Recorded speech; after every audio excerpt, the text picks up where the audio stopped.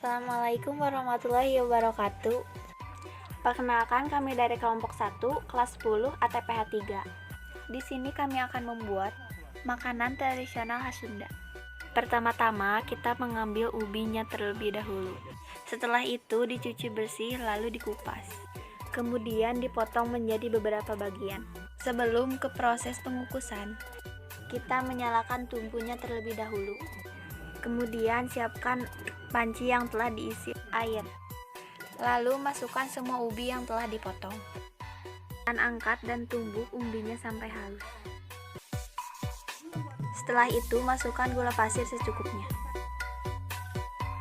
Kemudian aduk sampai merata.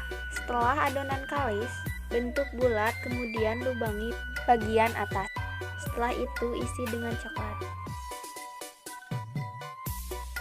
Tutupi bagian atas dengan adonan hingga berbentuk bulat.